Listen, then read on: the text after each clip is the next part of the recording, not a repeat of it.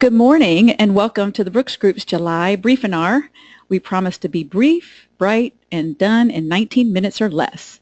My name is Anita Greenland and I am the Director of Facilitation Excellence here at the Brooks Group. I facilitate many of our sales programs and sales management training and coaching programs, as well as train all of our other coaches and facilitators here in the United States as well as internationally. And I'm Drea Douglas, Director of Talent Management Consulting. I head up a team of talent consultants that work with our clients to help them hire, develop, and retain top sales performers. All right, to get us started, we've got a question for you. So get ready with your mouse because we're going to launch a poll question here in just a moment.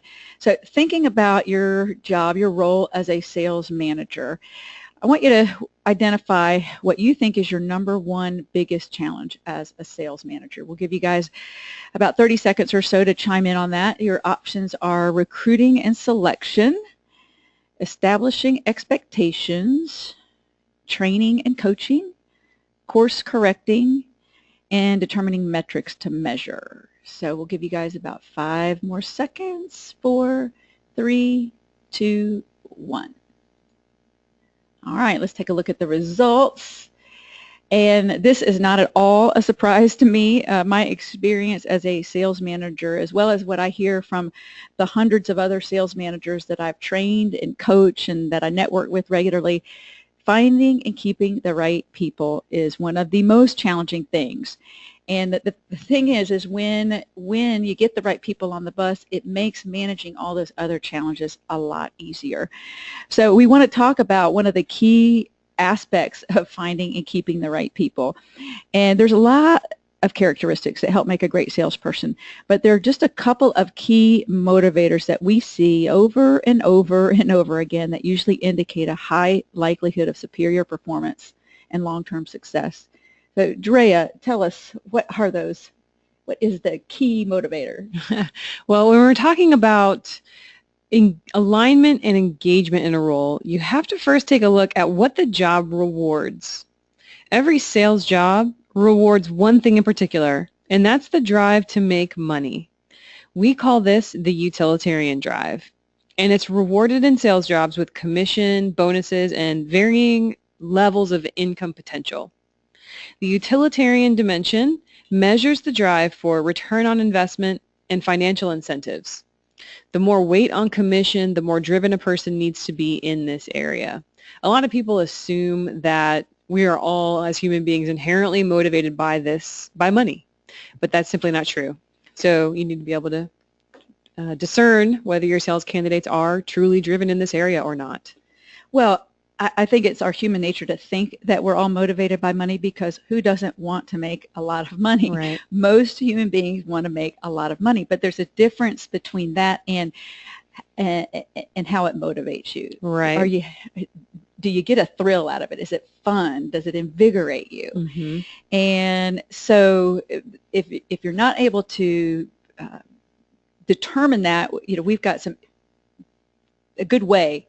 Sure. And that's why we're here today, is to talk about a strategy for trying to uncover that money motivation or return on investment motivation in a candidate. Exactly. That's what we're all here for today. So we're going to go over a couple of interview questions you can ask to get clear about how driven and motivated your candidates are in this area and the specifics regarding that. So the first question I like to ask or recommend is, how has your compensation been structured in the past or at your most recent employer? You'll notice this question is worded very specifically. It's not what did you make, what was your total comp, it's how was it structured. So you're really trying to get at what the ratio was on commission versus salary. Obviously, the more weight that there is on commission, the more intentionally you want to seek out a candidate who is motivated by money. Right. So depending on how your compensation is structured in your sales role, you'll want to hear a different answer. Yeah. So if the role is 100% commissionable, you want that person to say, I like uncapped earning potential. I like 100% commission. If there's a significant weight on salary with a small potential for more, then that changes things a little bit. Yeah. So a good drill down question that I've heard you ask, Drea, is this one. In an ideal world, how would your compensation be structured? So hopefully your sales candidate has thought about this before. People who are truly ROI driven and oriented think about these things all the time. That's what consumes them, just like other people who are driven and motivated by other things. That's what they think about.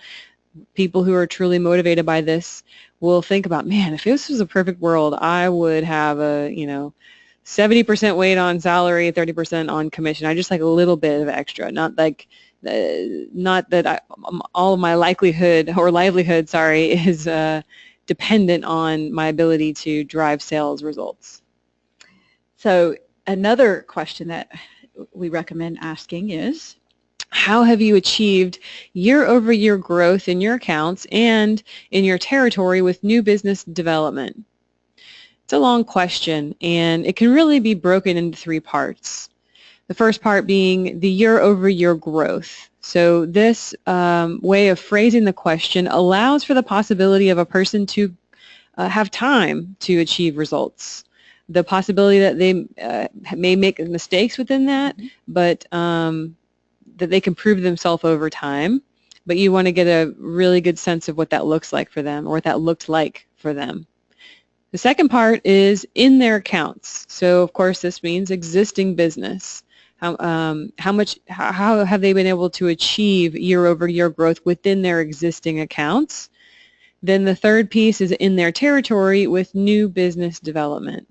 You can even ask for a ratio here as well, like we recommend in that first question. How much time did you spend on new business development versus cultivating your existing accounts?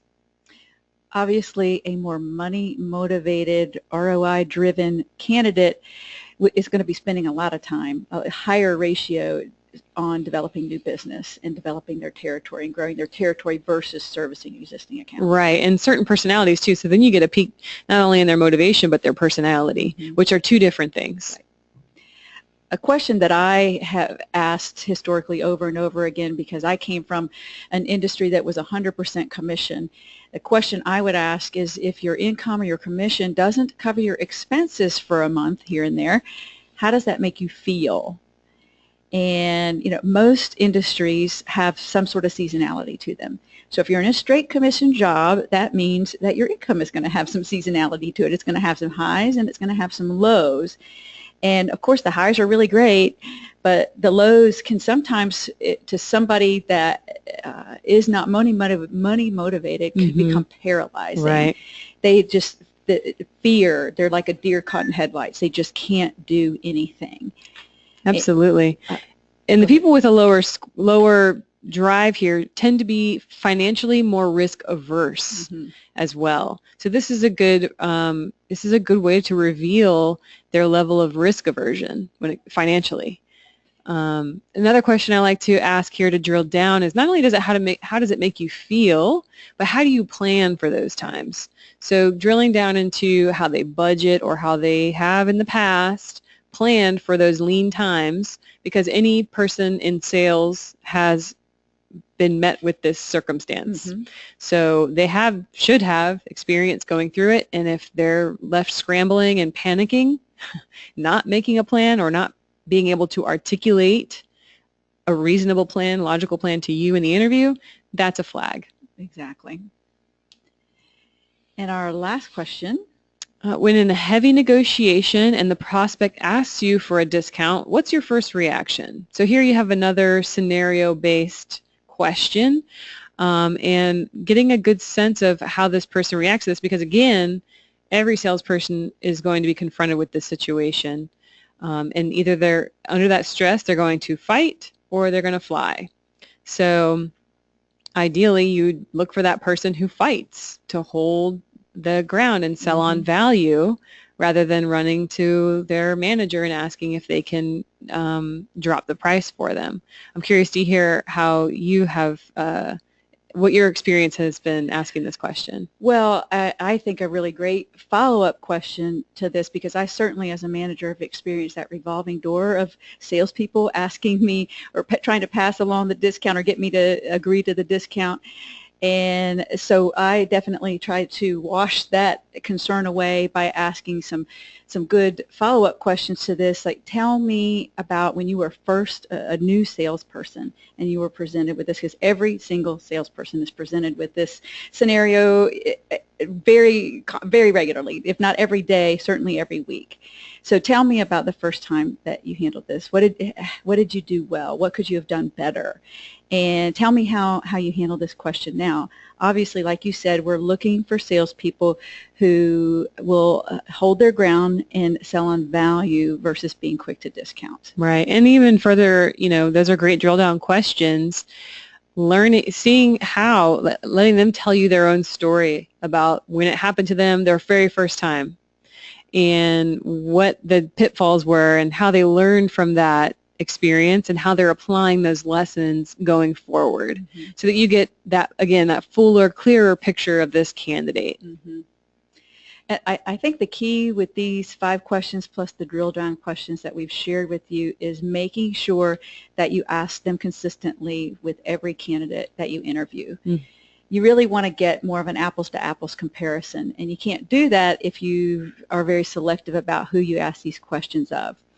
But there's another scenario that I want to just throw out there, or another suggestion that I want to throw out there. Bonus question is, the bonus question is, oftentimes heavy commission jobs will offer a guarantee for a certain amount of time, like 6 months, a year, maybe 18 months. It depends on the typical sales cycle for that industry. And if a candidate seems to have a track record, if by looking at their resume, it looks like they're changing jobs about every 1.5 to 2 years, which might coincide with the ramp-up period coming to an end, that might be another area where you should ask some questions, because perhaps when the going gets a little tough, when they get weaned off of that guarantee, maybe they get going. And so you certainly want to try to weed that out as early as you can. So you might want to ask questions about, asking them about what their ramp-up periods were, what their guarantee situation was like in their previous job, and how successful were they at weaning themselves off of that guarantee. Did they need a longer guarantee? Were they able to wean themselves off more quickly than the guarantee? So that's a little bonus section for you there. It's a really great indicator. I would even go as far as to recommend literally having their resume in front of you and go down the list of their previous employers, and next to the dates and their employment dates list what they tell you was their ramp period. And then you have that as a reference as you're trying to compare all your candidates together and say, is there a pattern here? So this one is clearly showing the pattern of jumping ship once they got off ramp. So we've spent most of our time giving you all some suggestions on interview questions. We want to turn the lines over to you. And so in the chat box, you can text our producer, Allison, with any questions that you might have that you would like for us to answer. And she shared one with me, so keep those questions coming. We'll answer as many as we can in the remaining time we have allotted. So the first question that we have is it legal to ask an applicant for a copy of their W-2? That's a very good question. It is legal, but sometimes some people question the ethics of it. It's most commonly asked for for sales roles as a way to validate the income and commissions that were paid in previous jobs. I know as a prospective salesperson, when I was early in my career, I was asked to provide my W-2 many times, and as a hiring manager, I asked for applicants' copies of their W-2s. Now, I don't know, some people feel that if you have to ask for proof of income, then you must not trust them very much. So if you don't trust them, then maybe you shouldn't be hiring them. So that's one school of thought. At the same time, I think a lot of other people feel that it is a best practice to ensure that they aren't overpaying and they aren't underpaying, so that they are making the right kind of compensation package for the candidate. So, sure, yeah.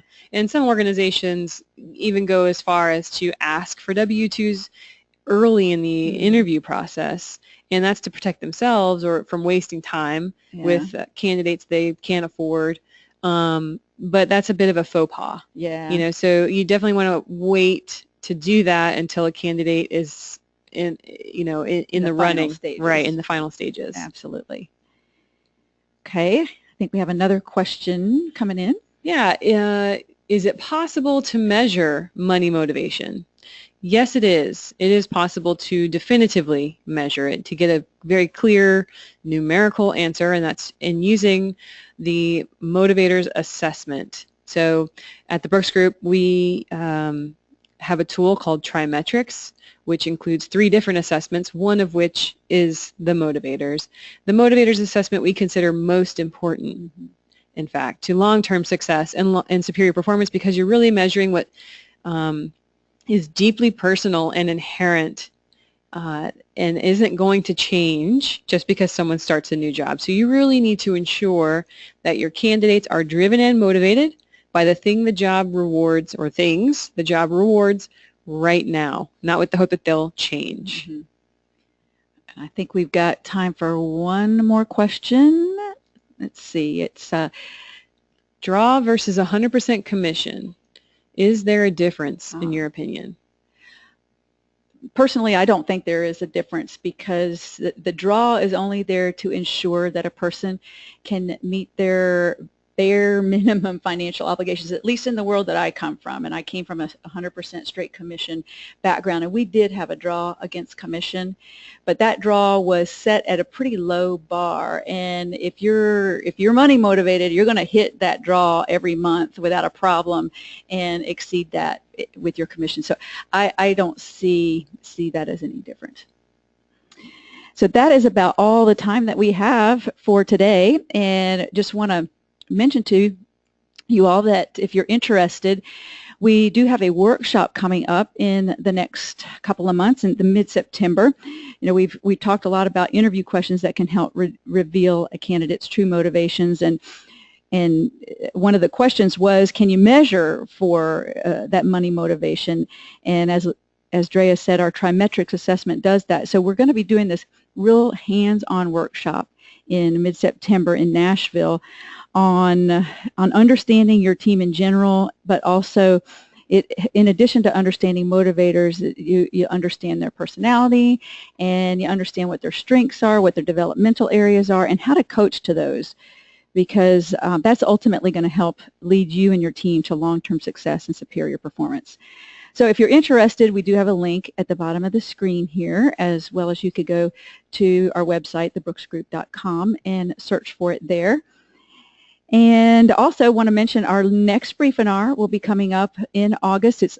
All of our Brief-and-Rs will always be on the 4th Wednesday of the month. So in August, it will be August 24th, and it will be titled The 3 Types of Nightmare Sales Reps and How to Coach Them.